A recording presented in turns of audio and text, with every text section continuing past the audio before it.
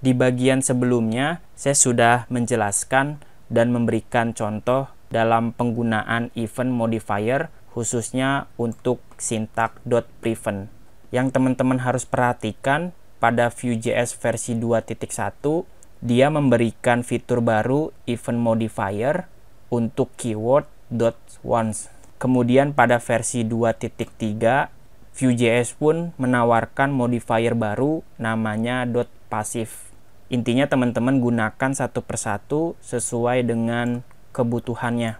Di sini kalau teman-teman scroll ke bawah, katanya pada saat kalian menggunakan event, yaitu pada saat keyboard ditekan, kalian sering membutuhkan kode key untuk melakukan sesuatu. Tentu Vue.js mengizinkan kalian untuk memberikan key modifier pada saat VON_KeyUp dijalankan. Misalnya pada saat saya menuliskan sesuatu di input teksnya, lalu keyboard enter ditekan, maka proses submit akan dieksekusi. Selain enter, kalian juga bisa pakai syntax key lainnya, ada titik tab, titik delete, ada space, up dan down, left dan right. Pada contoh kali ini saya akan gunakan .enter. Teman-teman boleh siapkan dulu elemen inputnya di dalam latihan 1 HTML.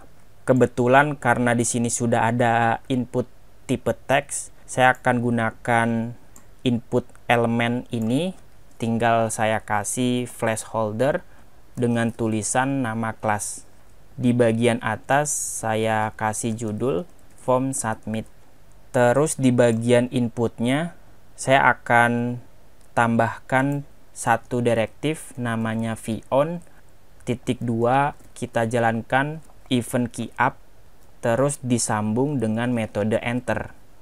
Ketika user menuliskan sesuatu di dalam input teksnya, lalu di enter, maka jalankan sebuah fungsi.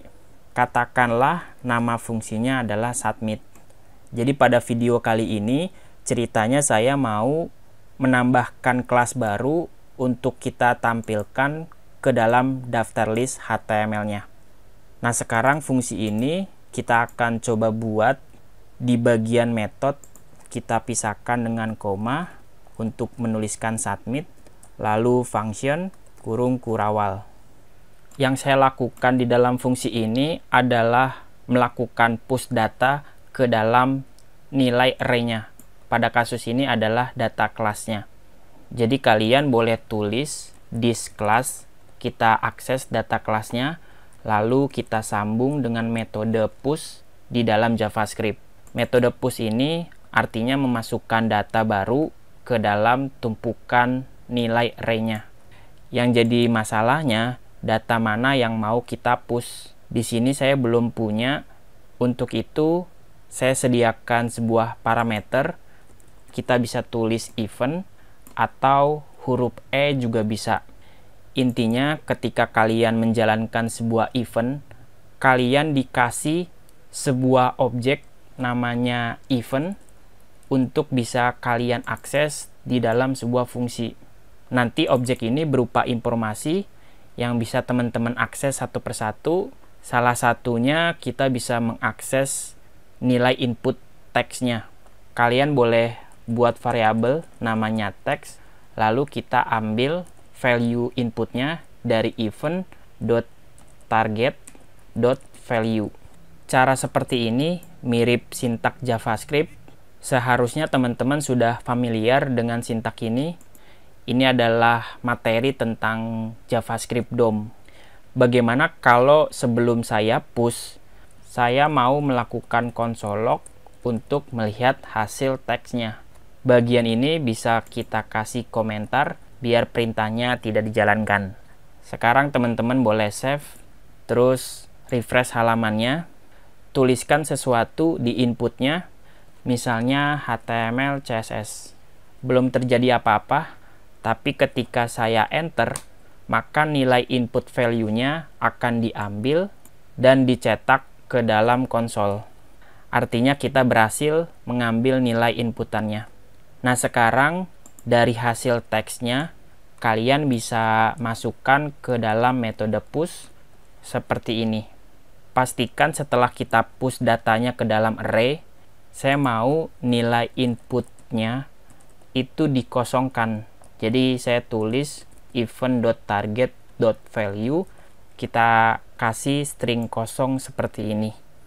Nanti secara otomatis pada saat saya masukkan data kelasnya HTML CSS lalu saya enter, maka nilai tersebut akan dirender ke dalam daftar list HTML dan ditampilkan di bagian akhir elemennya.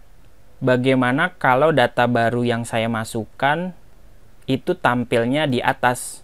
Karena prinsipnya metode push itu akan menambahkan data di akhir elemen array-nya.